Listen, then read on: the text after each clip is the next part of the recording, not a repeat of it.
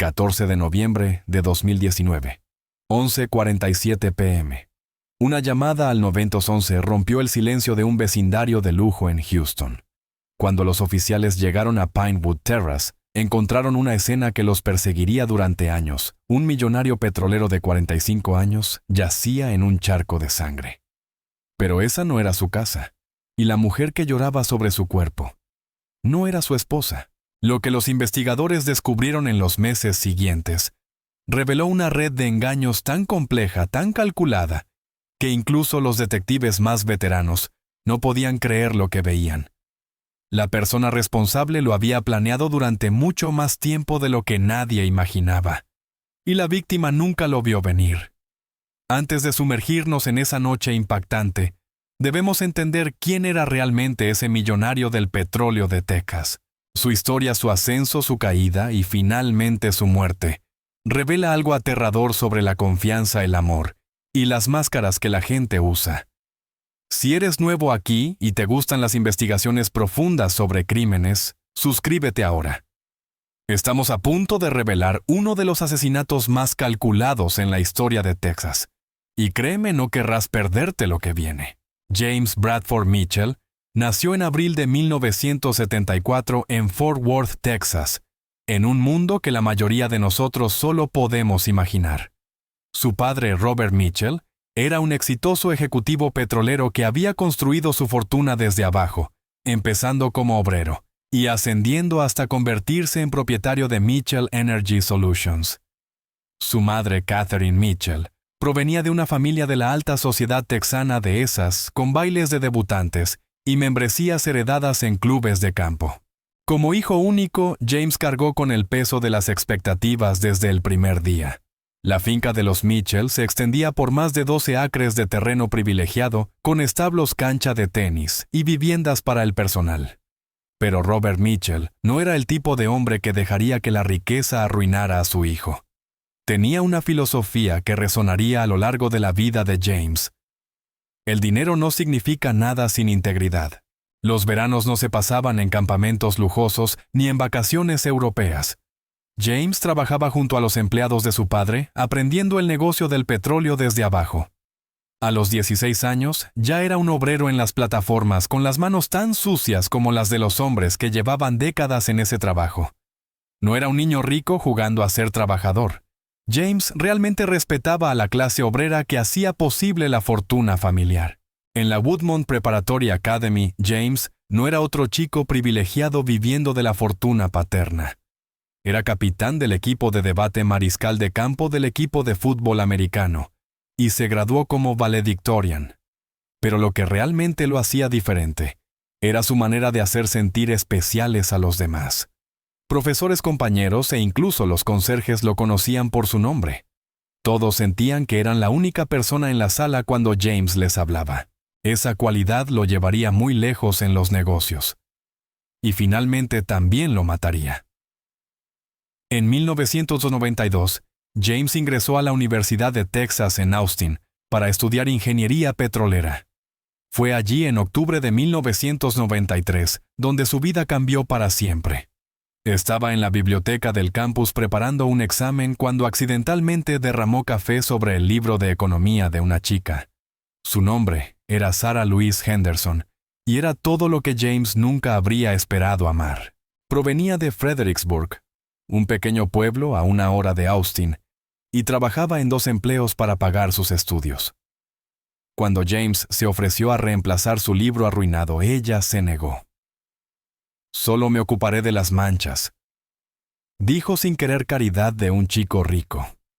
Pero James insistió no con arrogancia, sino con sincera admiración por su independencia. Finalmente, ella accedió a dejarlo invitarla a cenar, pero puso una condición. «En algún lugar barato. No quiero que pienses que busco tu dinero. Si tan solo hubiera podido ver el futuro». Su noviazgo parecía sacado de una película romántica, sesiones de estudio que se convertían en largas conversaciones, sobre todo menos las clases. Partidos de fútbol donde Sarah lo animaba desde las gradas. Paseos nocturnos por las colinas de Texas, hablando de sueños y miedos. Cuando James llevó a Sarah a conocer a sus padres, Catherine Mitchell, se enamoró de ella al instante. Era una chica que no se dejaba impresionar por la riqueza familiar, hacía preguntas inteligentes sobre la labor benéfica de Catherine y ayudaba a recoger la mesa sin que se lo pidieran. Robert Mitchell fue más reservado, pero finalmente la aceptó. Hijo le dijo a James una noche, es una buena mujer. No dejes que esta vida corrompa lo que tienes. Aquellas palabras resultarían proféticas. James se graduó con honores en junio de 1996 e inmediatamente se unió a Mitchell Energy Solutions. Sarah terminó su carrera un año después y James supo que había llegado el momento. Alquiló todo el observatorio McDonald por una noche y bajo el cielo más grande de Texas se arrodilló. «Quiero prometerte el mundo», le dijo. Su boda en la primavera de 1998 apareció en las páginas sociales de Texas Monthly 300, invitados a una recepción en la propiedad familiar y una luna de miel de 3 semanas recorriendo Europa. Se establecieron en el exclusivo vecindario Memorial de Houston, y por un tiempo, todo fue perfecto. James se lanzó de lleno a aprender cada aspecto del negocio petrolero, trabajando a menudo semanas de 70 horas. Sarah, por su parte, se involucró en obras de caridad, hospitales infantiles, programas de alfabetización, causas que realmente le importaban. En 2001 nació su hija Emily Grace Mitchell. James rompió en llanto la primera vez que la sostuvo. «Voy a ser mejor que mi padre», le prometió a Sarah, más presente, más cariñoso. Ella nunca dudará de que es amada. Durante algunos años cumplió esa promesa. Desayunos de panqueques. Los fines de semana, clases de baile padre e hija. Cuentos antes de dormir que duraban horas porque Emily no paraba de preguntar. ¿Y qué pasa después? James estaba construyendo un imperio, pero también una familia. Hasta que en 2005 todo cambió. Robert Mitchell murió repentinamente de un ataque cardíaco a los 64 años, y James heredó la empresa con solo 31. Los escépticos de la industria dudaban que aquel joven de rostro bonito pudiera dirigir una gran compañía energética. Se equivocaron. James expandió la empresa hacia las formaciones de esquisto del oeste de Texas, justo cuando comenzaba el auge del fracking. El valor de Mitchell Energy Solutions se triplicó en 3 años. Estaba viviendo el sueño americano. Pero el éxito en los negocios suele traer un precio del que nadie habla, la lenta erosión de todo lo que te hizo querer triunfar en primer lugar.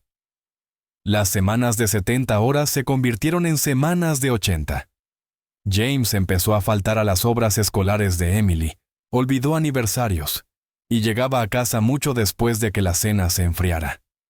La paciencia de Sarah comenzó a mostrar grietas. Inventaba excusas ante sus amigos cuando James no aparecía en eventos sociales. Bebía una copa extra de vino en el club de lectura y mencionaba que James siempre estaba trabajando. Emily, ya adolescente, comenzó a asumir que la ausencia de su padre era normal en las familias ricas. Dejó de preguntar cuándo volvería a casa. Y en medio de esa distancia creciente, de esa lenta fractura de lo que una vez fue perfecto, entró el caos en forma del mejor amigo de la infancia de James.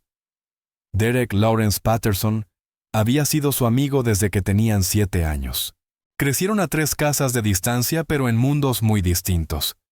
El padre de Derek era el jardinero de la familia Mitchell, lo que significaba que Derek podía jugar en los mismos 12 acres que James, pero regresaba a una casa modesta de 3 habitaciones, mientras James volvía a una mansión.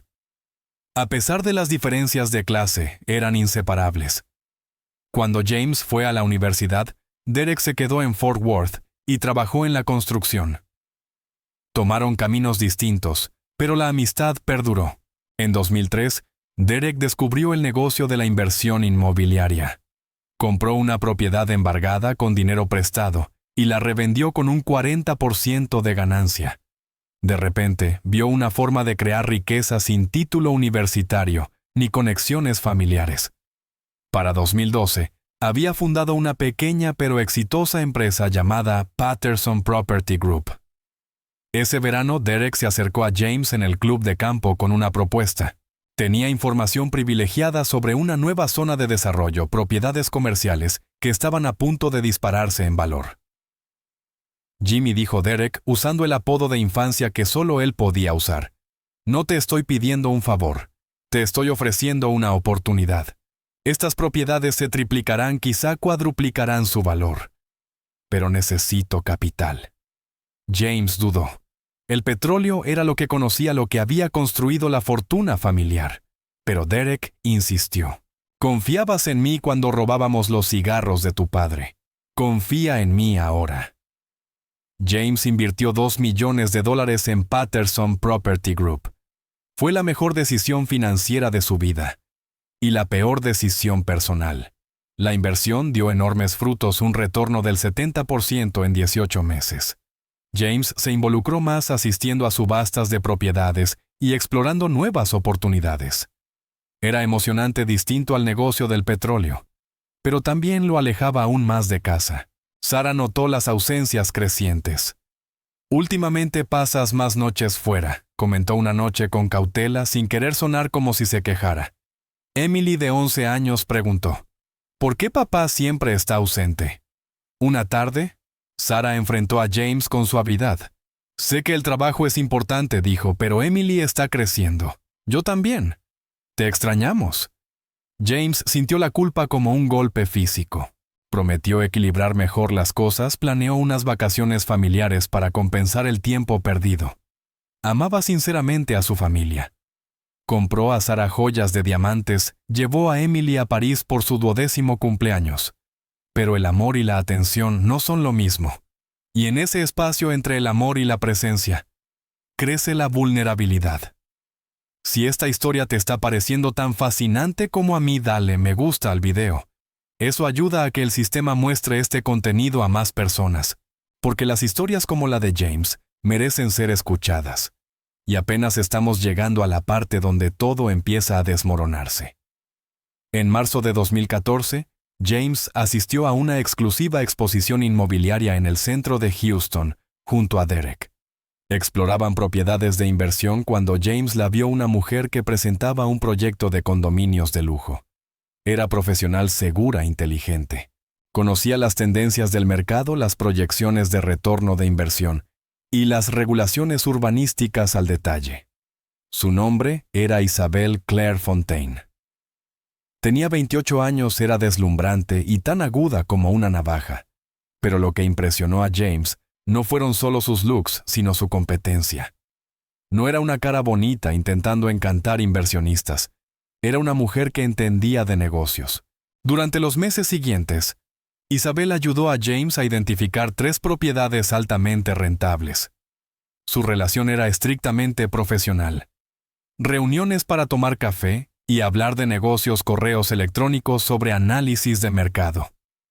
James se enteró de que Isabel había crecido en Lake Charles, Luisiana, que su padre había muerto cuando ella tenía 9 años, y que su madre había trabajado en 3 empleos para mantener a la familia. Isabel se había pagado sus propios estudios en un colegio comunitario, obtuvo su licencia inmobiliaria a los 22 años y escaló posiciones en una industria dominada por hombres. Era encantadora, una oyente atenta con una habilidad natural para hacer que los clientes se sintieran comprendidos y valorados. En septiembre de 2014, James e Isabel cerraron un gran negocio juntos, la compra de una propiedad por $3.2 millones, con un potencial de 1.8 millones en ganancias. Fueron a cenar para celebrar la sociedad. El vino corrió y la conversación pasó de lo profesional a lo personal. Se rieron recordando a un vendedor particularmente difícil. Y entonces ocurrió. Una mirada que duró demasiado. Un instante de conexión que cruzó la línea entre lo profesional y lo personal. Se besaron en el estacionamiento. James lo lamentó de inmediato. Condujo a casa en silencio, aplastado por la culpa. Nunca había engañado a Sarah, ni siquiera había sentido la tentación. Amaba a su esposa, amaba a su familia. Aquello había sido un error. Nada más. Intentó mantener distancia con Isabel, pero no funcionó. Ella le escribió: ¿podemos hablar de lo que pasó? Se reunieron para tomar café. Fue un error, dijo James. Amo a mi esposa. Estoy de acuerdo, respondió Isabel. Deberíamos olvidarlo.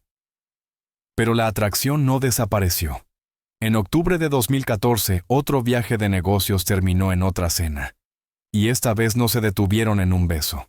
James comenzó el clásico proceso de compartimentar su vida. Se decía a sí mismo: Sara no entiende el estrés empresarial que tengo. Lo de Isabel es solo físico. No significa nada. Aún amo a mi familia. Puedo tener ambas vidas sin que una afecte a la otra.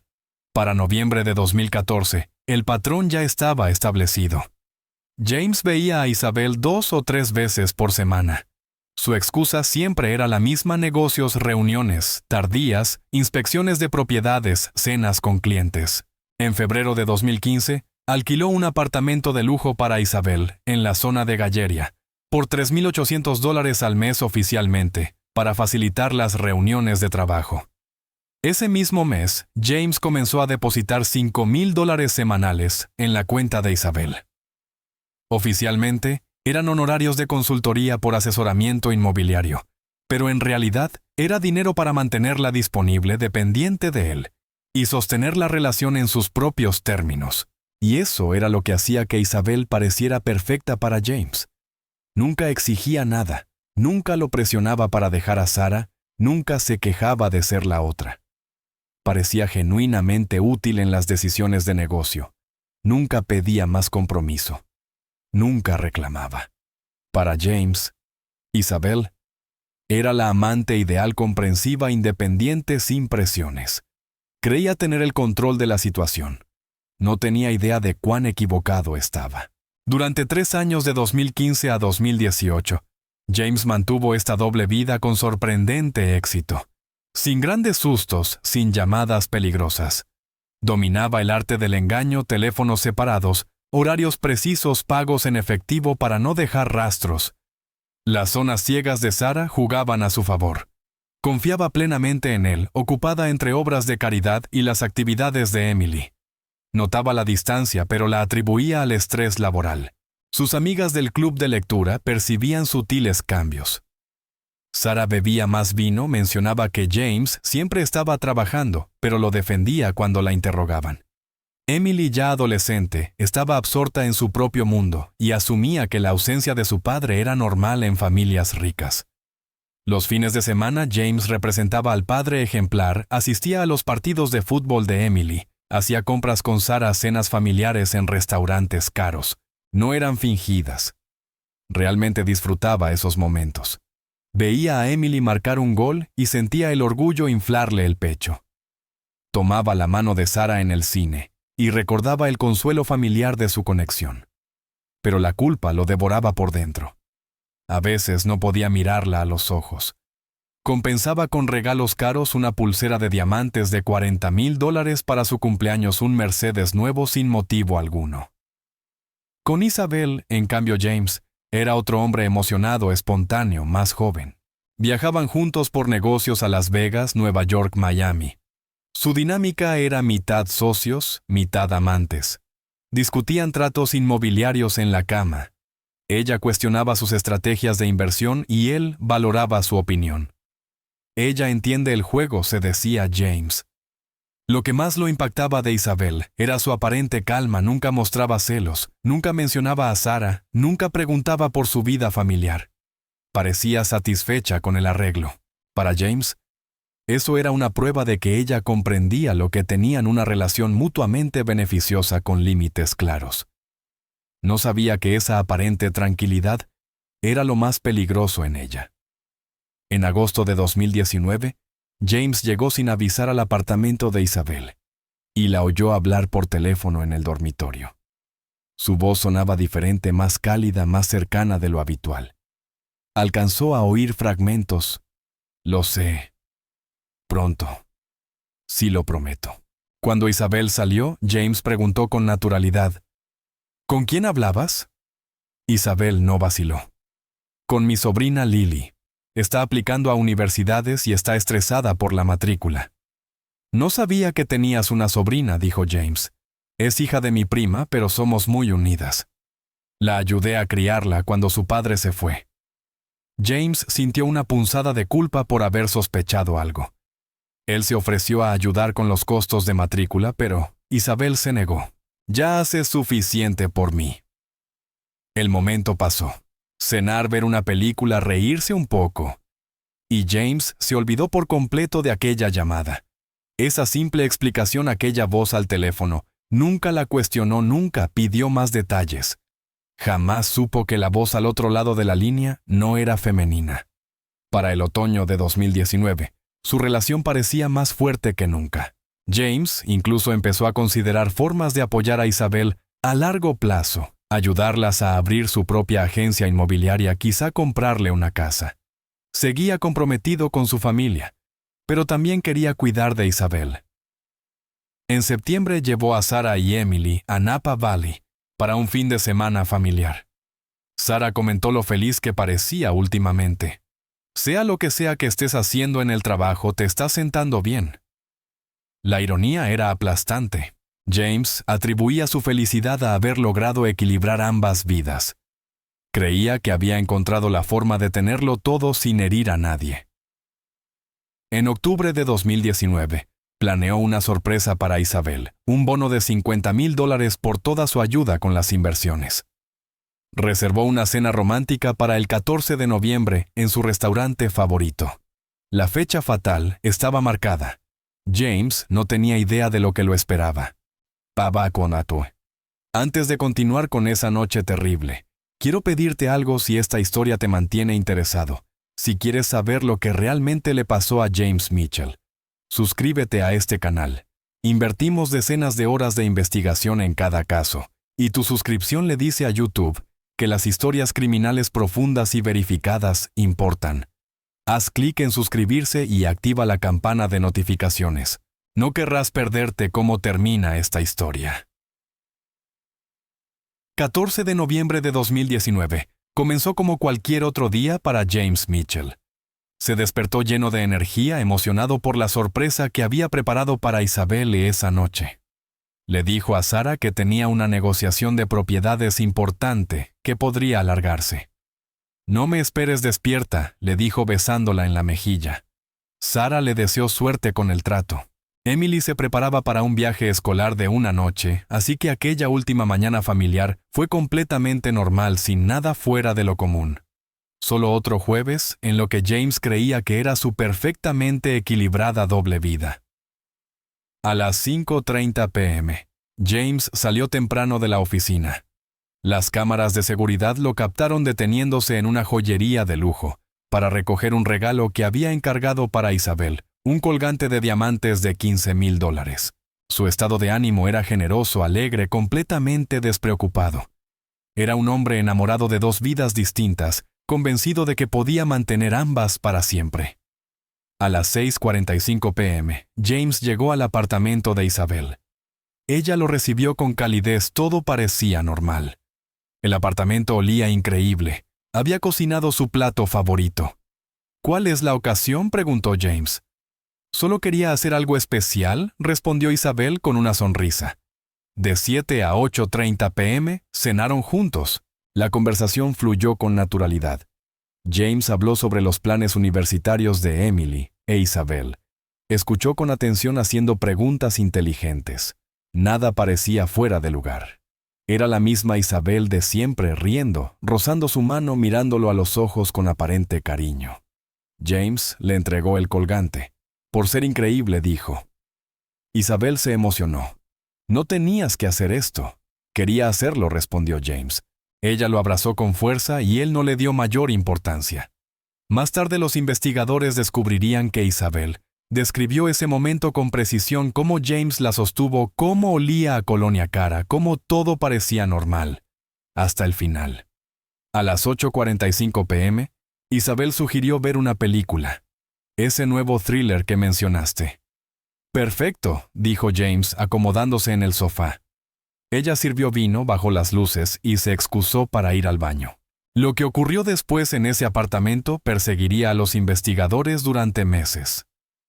Según el testimonio posterior de Isabel ante la policía a las 9:01 p.m., la puerta principal estalló hacia adentro. Una figura con pasamontañas irrumpió arma en mano. ¿Qué demonios?, gritó James poniéndose de pie. La voz del intruso era grave, amenazante. Nadie se mueva, carteras, teléfonos, joyas. James se interpuso frente a Isabel, protegiéndola. Toma lo que quieras, pero no la lastimes. El intruso avanzó.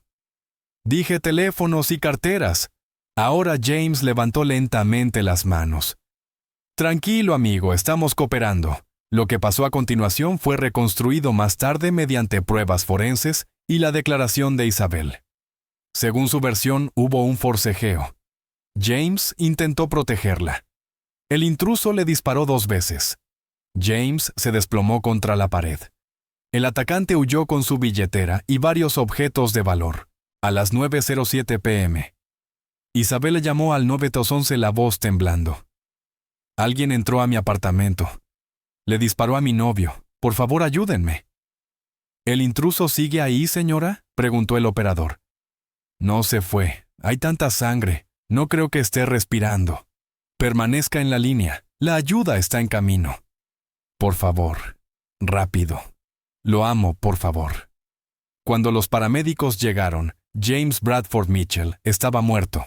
El hombre que había construido un imperio que intentó equilibrar 2 mundos y que confió por completo en la persona equivocada, había muerto a los 45 años. La detective principal asignada al caso era la teniente Angela Morris, una veterana de homicidios con 18 años de experiencia, conocida por su instinto agudo y su capacidad para notar lo que otros pasaban por alto. Su primera observación fue que la escena era caótica, pero algo no cuadraba. La puerta había sido pateada, el marco estaba astillado mostrando claros signos de entrada forzada. Un revólver calibre .38 yacía en el suelo. La billetera de James no estaba. Parece un robo, comentó un agente. Tal vez, respondió Morris tomando notas ya con la sospecha encendida. Isabel fue llevada a la comisaría para declarar. Aún en shock, con las manos temblorosas, contó su versión. Estábamos viendo televisión. La puerta se abrió de golpe. Un hombre con un arma usando un pasamontañas. Exigió dinero y joyas. James intentó protegerme. Lucharon. Le disparó 2 veces, tomó su billetera y huyó. Su descripción del intruso era precisa, alrededor de 1,83 metros de altura, complexión. Promedio pasamontañas, negro, ropa oscura. ¿Reconociste algo en él? ¿Su voz? ¿Su forma de moverse?, preguntó Morris. No, nada. Todo pasó tan rápido. A las 11:30 p.m., los oficiales llegaron a la residencia de los Mitchell para dar la devastadora noticia. Sarah abrió la puerta con la bata puesta y supo de inmediato que algo estaba mal. El doble golpe la derrumbó. James estaba muerto, y además había muerto en el apartamento de su amante. Su grito despertó a los vecinos. En medio del dolor, las preguntas brotaron. ¿Quién es Isabel Fontaine? ¿Desde cuándo pasa esto? ¿Todos lo sabían menos yo? Emily fue llamada de regreso de su viaje escolar, enfrentando una familia destruida en una sola noche. Durante las primeras 48 horas, Morris envió a su equipo a registrar el vecindario y revisar las cámaras de seguridad. Una cámara del estacionamiento había captado un sedán oscuro dando vueltas alrededor del edificio de Isabel, entre las 6:00 y las 8:45 p.m. El auto se estacionó en una plaza de visitante a las 8:47 y salió a toda velocidad a las 9:05 p.m. Se alcanzó a ver una placa parcial, matrícula de Texas, terminada en 7K3. Morris hizo una verificación completa del pasado de Isabel. Su licencia inmobiliaria era legítima, su historial laboral coincidía, y no tenía antecedentes penales ni siquiera multas de tráfico. Pero sus finanzas eran otra historia. Había recibido depósitos de $5,000 semanales de James durante 5 años consecutivos, más de 1,3 millones de dólares. Además, el alquiler de su apartamento también era pagado por él. Una semana después, James Mitchell fue enterrado. Cientos asistieron, socios de negocios, amigos, familiares. Sarah y Emily en primera fila, destrozadas. Isabel también asistió al fondo con un velo negro cubriéndole el rostro. Morris la observó atentamente, tratando de discernir si su dolor era genuino o una actuación. Después del servicio, Isabel se acercó a Sara. «Lo siento mucho», dijo suavemente. «Yo también lo amaba». Sara no dudó ni un segundo. Una bofetada resonó en el aire. «Tú no tienes derecho a amarlo. Tú nos lo quitaste». La seguridad del funeral escoltó a Isabel fuera del lugar, mientras Morris tomaba nota mental de cada detalle. La ruptura del caso llegó en la segunda semana cuando el equipo de forenses digitales analizó el teléfono de James. Los mensajes entre él y Isabel parecían normales planes para cenar, bromas, frases cariñosas. Nada sospechoso. Pero cuando Morris solicitó los registros telefónicos de Isabel, ella dudó. «¿Por qué necesitan los míos? Yo también soy la víctima».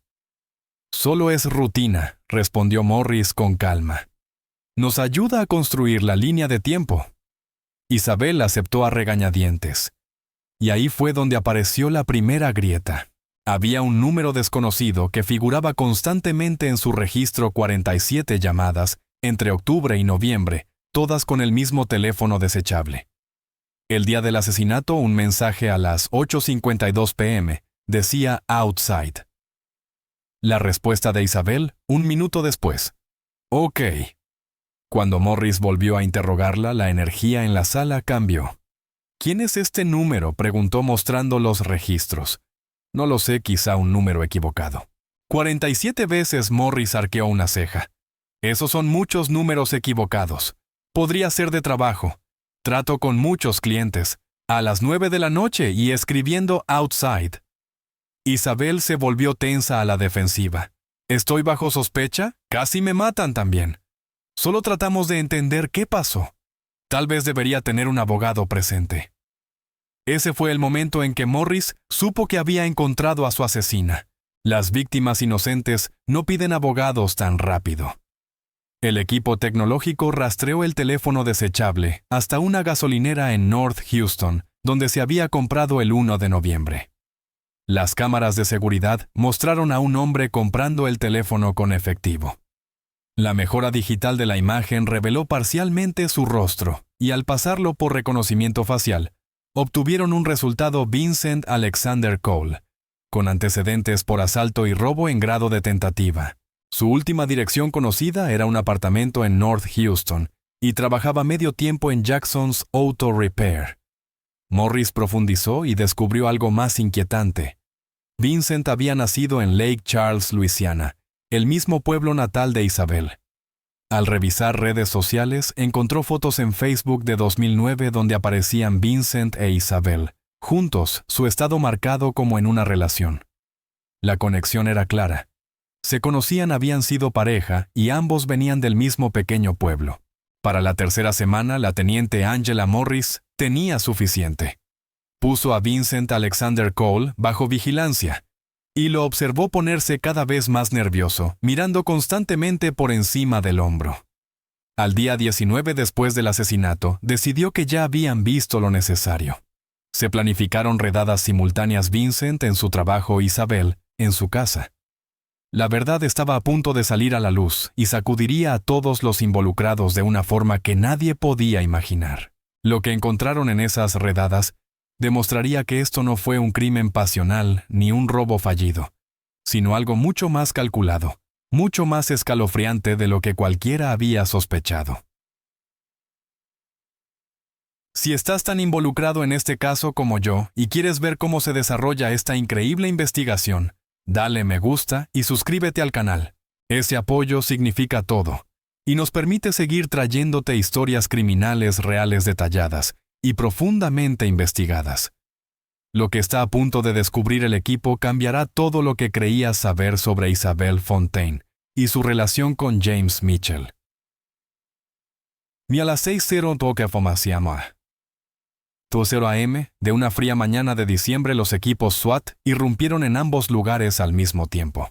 En el apartamento de Vincent encontraron la pistola humeante, literalmente el revólver calibre .38, utilizado para matar a James Mitchell, escondido en una placa del techo del armario de su habitación. En un cajón de la cocina hallaron el reloj robado de James y $3,000 en efectivo dentro de un sobre. En el apartamento de Isabel, ella permaneció inquietantemente tranquila, mientras los agentes incautaban su computadora portátil, sus teléfonos y documentos. «Esto es un error», dijo a Morris. «No he hecho nada malo». «Entonces no te importará que revisemos tu computadora», replicó Morris. Vincent fue llevado primero. Estaba sudando nervioso sabiendo que lo habían atrapado con las manos en la masa. Cuando Morris le mostró las pruebas, el arma, el reloj, las imágenes de la gasolinera, su historia se desmoronó de inmediato.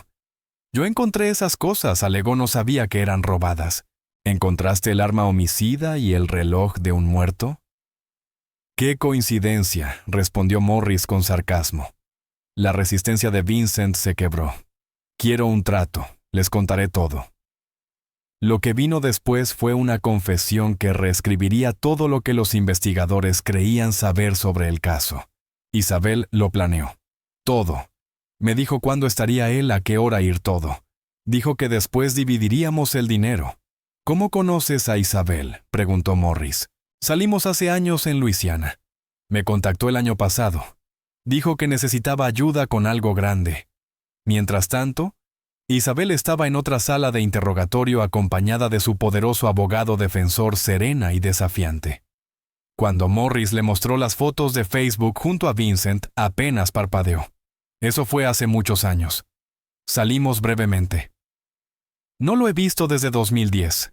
Entonces explica 47 llamadas. No sé de qué hablas. No sé de qué hablas». Su abogado intervino. «A menos que estén acusando formalmente a mi clienta, nos vamos». Morris sonrió. «La estamos acusando de conspiración para cometer asesinato. Asesinato en primer grado y fraude». Pero el verdadero bombazo aún estaba por llegar. Cuando el equipo forense logró acceder al portátil de Isabel, descubrieron un rastro digital que dejó incluso a los investigadores veteranos boquiabiertos. El historial de navegación se remontaba a septiembre de 2014, el mismo mes en que conoció a James. Sus primeras búsquedas decían: James Mitchell Houston. Mitchell, Energy Solutions, Worth. En octubre de 2014, apenas semanas después de conocerse profesionalmente, buscó How to Find Out Someone's Net Worth Texas Property Records. La evolución de sus búsquedas a lo largo de los años mostraba una frialdad espeluznante. 2015. Life Insurance Beneficiary Rules Texas. 2016. Common Law Marriage Texas y Inheritance Rights Mistress. 2017. How Long for Common Law Marriage y Can Girlfriend Inherit Estate. 2018. Texas Divorce Law, Divorce Settlement Percentages, How to Prove Cohabitation. Y en 2019 las búsquedas que sellarían su destino: Home Invasion Statistics, Houston Robbery Gone Wrong, How Police Investigate Murder. Pero la prueba más condenatoria era una carpeta en su laptop llamada JTBM Research. Dentro había un informe de un investigador privado fechado en octubre de 2016 que detallaba cada activo de James: cuentas bancarias, propiedades, inversiones. Todo. La póliza de seguro de vida ascendía a $15 millones con Sarah como beneficiaria. El fideicomiso de Emily, $8 millones. El testamento indicaba que la herencia iría a Sarah y luego a Emily. El nombre de Isabel no aparecía en ningún documento legal. Después de 5 años de relación e inversión, si el romance terminaba, ella no se quedaba con nada. Ese fue su motivo: no pasión, no venganza, sino codicia fría y calculada. Los correos electrónicos eliminados contaban el resto de la historia. En mayo de 2018, Isabel contactó a Vincent: Hey Stranger, te vi en Facebook. ¿Cómo estás? La reconexión parecía casual al principio, pero para septiembre ya hablaba de su novio rico. En octubre comenzó a enviarle dinero. $2,000 para ayudar con las cuentas. En diciembre de 2018 las conversaciones se volvieron siniestras. Isabel: ¿y si hubiera una forma de que estuviéramos juntos y asegurados de por vida, Vincent? ¿Qué quieres decir, Isabel? No puedo decirlo por escrito. Llámame. Los registros telefónicos mostraron una llamada de 30 minutos esa misma noche. Los mensajes recuperados revelaron todo. Vincent: ¿hablas en serio con esto, Isabel? Nunca he estado más segura. Vincent, ¿cuándo Isabel aún no? Tenemos que ser inteligentes, pacientes. De enero a octubre de 2019, Vincent viajó 8 veces a Houston hospedándose en el apartamento de Isabel. Ella le daba dinero, ropa, comida, mientras mantenía su relación amorosa con James. Los mensajes revelaban discusiones detalladas sobre el momento, cómo hacer que pareciera un robo, qué objetos tomar, para que fuera creíble. El 28 de octubre de 2019, poco más de 2 semanas antes del asesinato, Isabel escribió: "No sospecha nada. Una semana desde este jueves". Y Vincent respondió: "Segura positiva, estará allí a las 8. Te aviso cuándo". ¿Recuerdas aquella llamada que James escuchó en agosto, la que Isabel le explicó diciendo que era su sobrina? Los mensajes recuperados revelaron la verdad.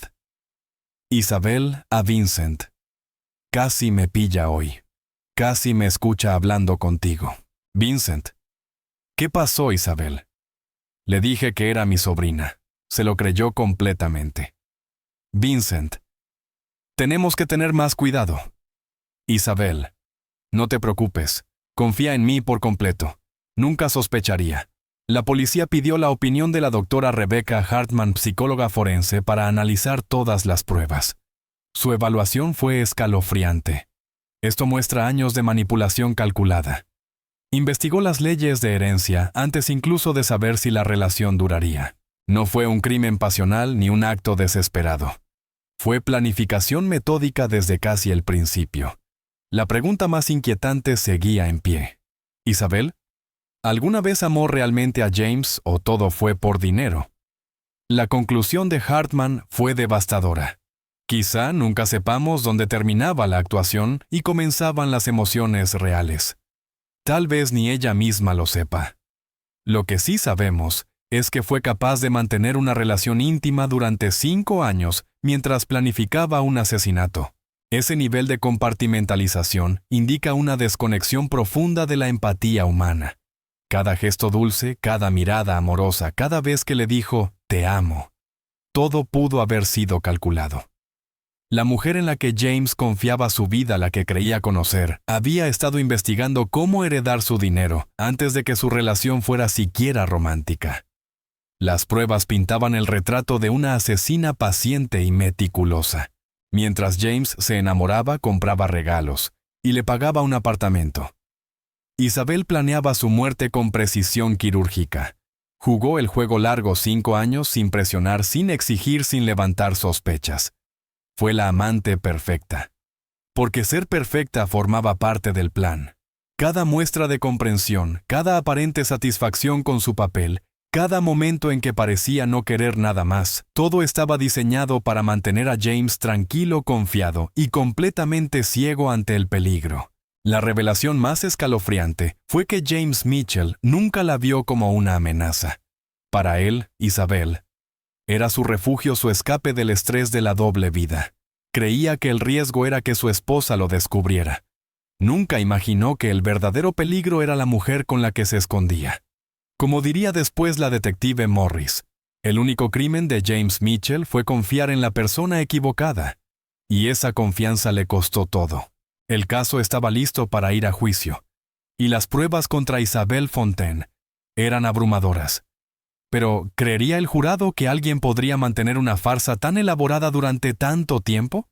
¿Entenderían cómo una mujer podía sonreír, reír y hacer el amor con un hombre mientras planeaba su asesinato?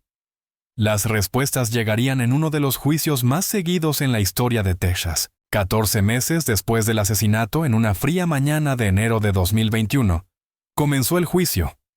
El estado de Texas contra Isabel Claire Fontaine. El fiscal de distrito Raymond Blackwell buscaba cadena perpetua sin libertad condicional, y su declaración inicial marcó el tono del proceso. Este caso trata sobre la forma más fría de asesinato premeditado, calculado y ejecutado contra un hombre que confiaba completamente en la acusada. Durante 5 años, Isabel Fontaine investigó, planificó y se preparó para quitarle todo a James Mitchell.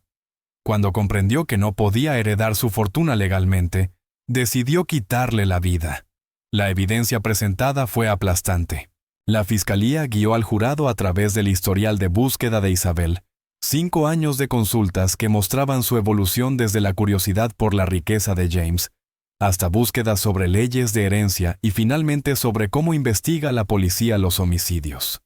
Mostraron el informe del investigador privado que ella había encargado detallando todos los bienes de James. Presentaron los mensajes eliminados con Vincent, revelando meses de planeación. Reprodujeron la llamada al 911, donde Isabel gritaba, «Lo amo», mientras James agonizaba. La misma mujer que minutos antes había enviado mensajes al asesino. Los testimonios clave fueron devastadores. Sarah Mitchell subió al estrado, estaba serena pero visiblemente destrozada. Describió su matrimonio feliz antes de las ausencias de James, su confianza en él, y el doble golpe de enterarse del affair y del asesinato al mismo tiempo. «Pensé que estaba trabajando», declaró. Confiaba completamente en él, y alguien usó esa confianza para destruir a nuestra familia para siempre. Luego se leyó la declaración de impacto de la víctima escrita por Emily Mitchell, ahora de 19 años. «Mi padre no era perfecto. Cometió errores, pero me amaba y amaba a nuestra familia. Sus errores no merecían una sentencia de muerte. Nunca podré decirle que lo perdono por la aventura. Por culpa de la codicia de la acusada ya no tengo a mi padre para acompañarme al altar algún día. Ella no solo lo mató a él, mató nuestro futuro». El testimonio de Vincent Cole fue el más demoledor. Describió cada conversación, cada plan, cada paso de la conspiración. Me dijo que valía millones, declaró señalando directamente a Isabel. Que nunca dejaría a su esposa, que ella le había dado los mejores años de su vida y merecía algo a cambio. Planeó todo. Yo solo fui lo bastante estúpido para seguirle el juego. La defensa intentó pintar a Isabel como una mujer manipulada por Vincent, vulnerable, controlada por un exnovio con antecedentes criminales. Pero el contrainterrogatorio de la fiscalía fue devastador. ¿Cómo podría haberla manipulado él, si sus búsquedas en Internet sobre herencias comenzaron años antes de volver a contactarlo? Isabel investigaba leyes de sucesión semanas después de conocer a James, mucho antes de que Vincent regresara a su vida. El relato del fiscal Blackwell cerró esa jornada con una frase que resonó en la sala. Isabel Fontaine no fue una víctima, fue una estratega. Y su arma más letal no fue una pistola, fue la confianza. La defensa intentó otro enfoque. Argumentaron que Isabel había hecho todas esas búsquedas por curiosidad, planeando un futuro legítimo con James. La respuesta de la fiscalía fue inmediata. Un futuro donde él está muerto y tú heredas su dinero. Eso no es amor, es premeditación. Contra el consejo de su abogado, Isabel Fontaine decidió testificar. Estaba serena, emocional en los momentos precisos, manteniendo su inocencia todo el tiempo. Yo amaba a James, declaró, nunca le habría hecho daño. Pero la fiscalía estaba preparada. Usted buscó su patrimonio neto el mismo mes en que lo conoció. Tenía curiosidad, eso es natural. Contrató a un investigador privado para detallar sus bienes. Quería saber en qué me estaba metiendo. Buscó cómo heredar dinero de una pareja y leyes de divorcio en Texas. Estaba pensando en nuestro futuro. ¿Un futuro donde heredaría su fortuna mientras él seguía casado con otra mujer? Estaba confundida. Amaba a 2 hombres, a James y a Vincent. Cometí errores. Entonces llegó el momento que selló su destino.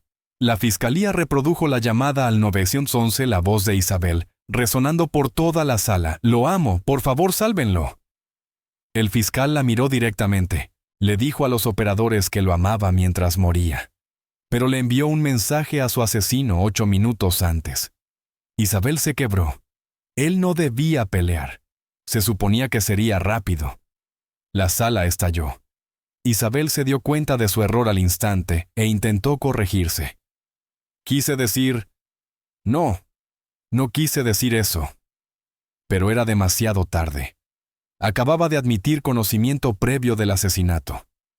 El jurado deliberó solo 4 horas. Cuando regresaron el veredicto fue rápido y unánime: culpable de asesinato en primer grado y conspiración para cometer asesinato. Isabel no mostró emoción alguna al escucharlo. En la audiencia de sentencia, la jueza Patricia Williams fue tajante. Pasó 5 años planeando quitarle todo a James Mitchell. En su lugar le quitó todo a su familia. Y ahora la justicia le quita todo a usted. Isabel Fontaine fue condenada a cadena perpetua sin posibilidad de libertad condicional. Vincent Cole, juzgado por separado, se declaró culpable y testificó contra Isabel a cambio de un acuerdo.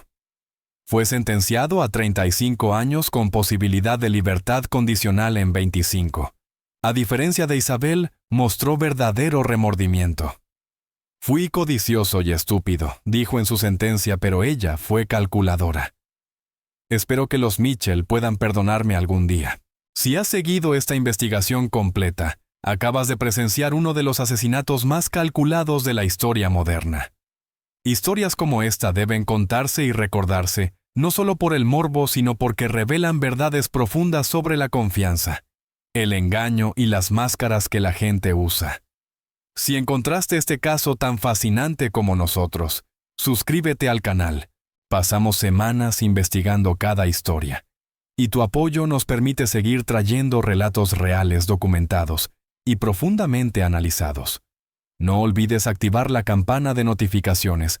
No querrás perderte los próximos casos.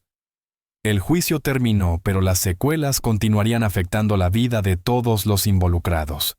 Sarah Mitchell tuvo que procesar no solo el asesinato de su esposo, sino también la traición de una aventura que había durado 5 años.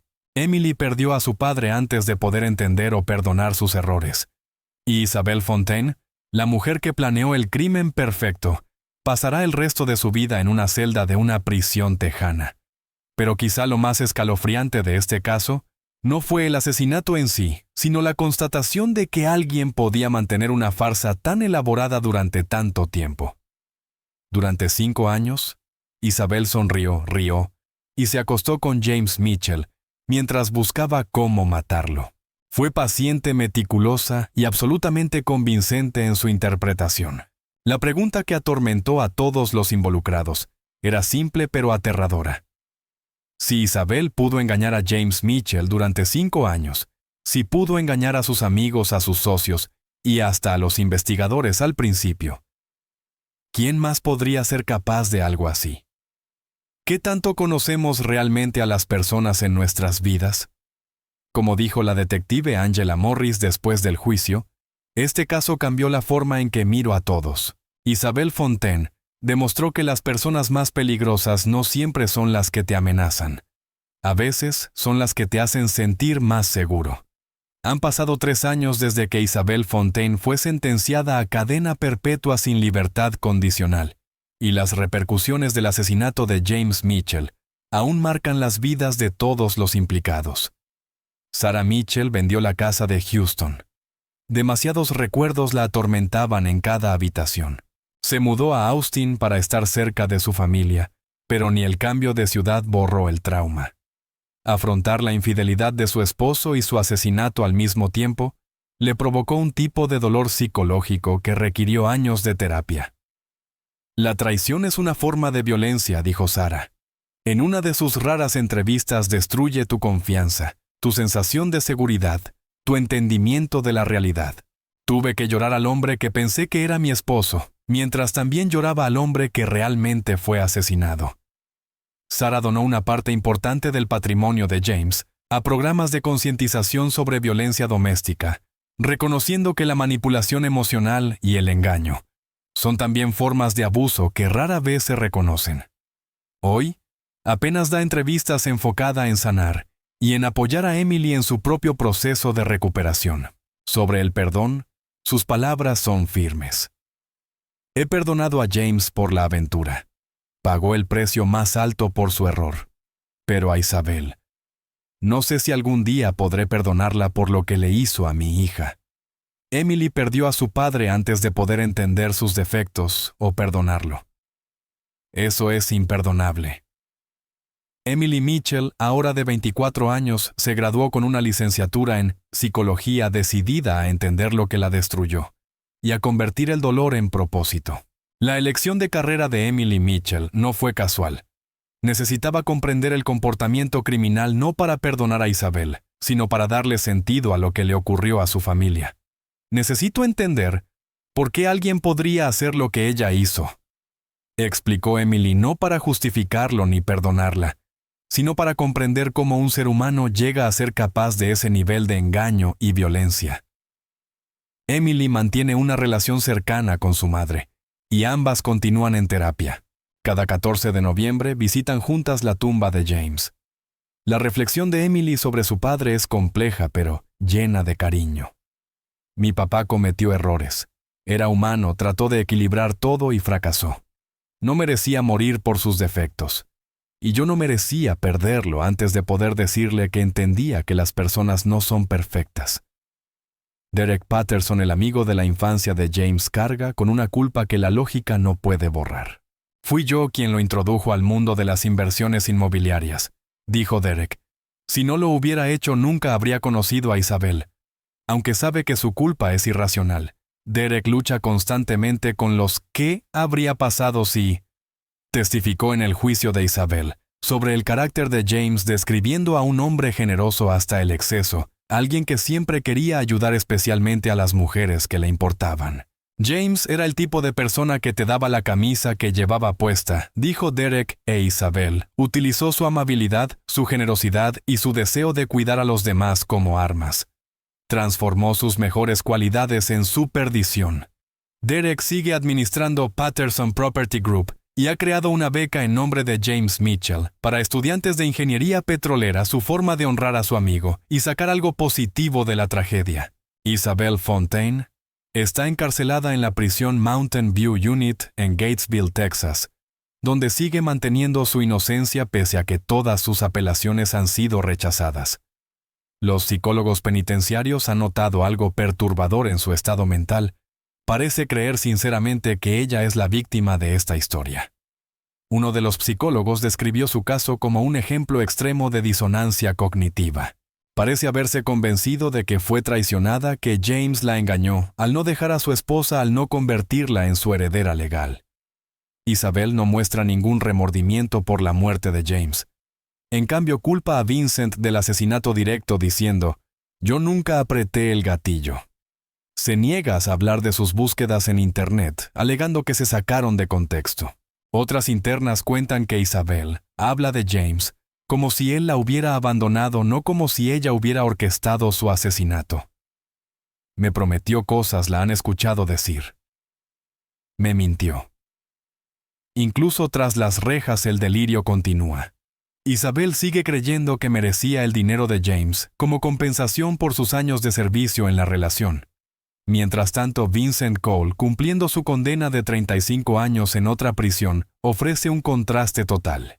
Ha mostrado un remordimiento genuino, participa en programas de rehabilitación y ha escrito cartas de disculpa a la familia Mitchell, que han decidido no leerlas. Fui codicioso y desesperado, dijo Vincent en una reciente entrevista desde prisión, pero también fui manipulado por alguien mucho más inteligente y calculadora que yo. Eso no justifica lo que hice, pero es la verdad. Isabel planeó todo. Yo solo fui el arma que usó. El caso también dejó una huella profunda en las fuerzas del orden. La detective Angela Morris, que lideró la investigación, afirma que cambió por completo su manera de abordar los casos relacionados con relaciones íntimas. Este caso nos enseñó que el peligro no siempre se anuncia, reflexionó Morris, a veces espera, investiga, planea. Y ataca cuando estás más vulnerable, cuando confías por completo. Isabel Fontaine fue paciente de una forma que pocos criminales logran ser. Jugó un juego de 5 años, y eso la hizo infinitamente más peligrosa. El Departamento de Policía de Houston ahora incluye entrenamiento especializado en análisis forense digital, centrado en detectar patrones de planificación a largo plazo, en investigaciones de homicidio. El caso Fontaine se utiliza hoy como material didáctico para enseñar a distinguir crímenes calculados de los impulsivos. La doctora Rebecca Hartman, la psicóloga forense que perfiló a Isabel, sigue estudiando el caso. Su evaluación final sigue siendo escalofriante. Este es uno de los ejemplos más sofisticados de manipulación y planificación a largo plazo que hemos documentado. Isabelle Fontaine no solo cometió un asesinato, llevó a cabo una campaña psicológica de 5 años que culminó en un asesinato. De pie en el apartamento ahora vacío donde James Mitchell dio su último aliento, el peso de la historia se siente abrumador. Allí murió el millonario tejano creyendo hasta sus últimos segundos que la mujer a la que había amado y protegido durante 5 años trataba de salvarlo. Fue allí donde 5 años de mentiras, investigación y manipulación culminaron en 8 minutos de violencia. Lo más aterrador de este caso no es el asesinato en sí, sino la constatación de que Isabelle Fontaine caminó entre nosotros durante años pareciendo normal, incluso admirable. Era una empresaria exitosa, encantadora, inteligente. Alguien en quien cualquiera podría confiar. La máscara que llevaba era tan perfecta que incluso después de su arresto, algunos colegas se negaban a creer que fuera capaz de matar. ¿Cuándo decidió Isabelle matar a James? Fue en el primer mes cuando buscó en Google su patrimonio neto. Fue en 2016 cuando contrató al investigador privado. ¿O fueron sentimientos genuinos que poco a poco se pudrieron en resentimiento y codicia?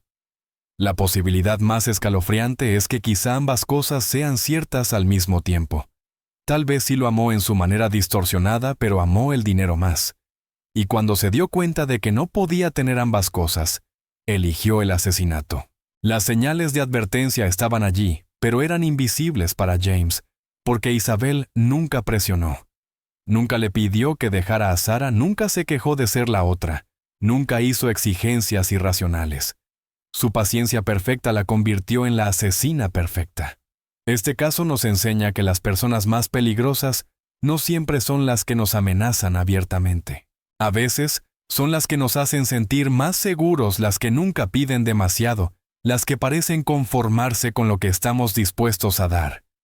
A veces, la mayor amenaza proviene de alguien dispuesto a esperar 5 años por el momento perfecto para atacar. James Bradford Mitchell tenía 45 años cuando murió. Era hijo, esposo, padre, amigo y empresario. También fue un adúltero que cometió graves errores en su vida personal. Pero sus defectos no merecían una sentencia de muerte. Su único crimen real fue confiar completamente en la persona equivocada. Y esa confianza le costó todo. Al final, Isabelle Fontaine pasó 5 años planeando quitarle todo a James Mitchell.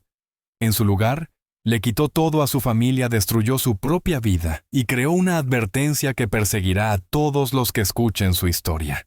La pregunta que queda es simple, pero escalofriante. ¿Qué tanto conoces realmente a las personas en tu vida? ¿En quién confías? ¿Quizás más de lo que deberías? ¿Y qué huellas digitales estás dejando que revelan tus verdaderas intenciones? Esto fue real. James Mitchell fue real. Su asesinato fue real.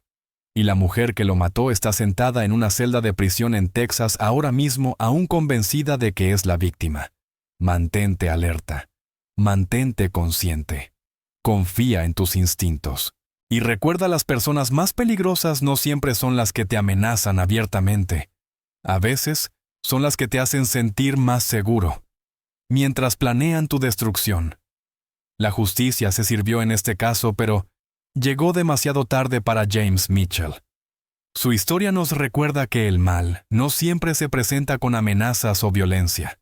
A veces sonríe, te prepara la cena y busca en Internet leyes de herencia mientras tú duermes. El crimen perfecto no existe, pero Isabelle Fontaine estuvo aterradoramente cerca de cometer uno.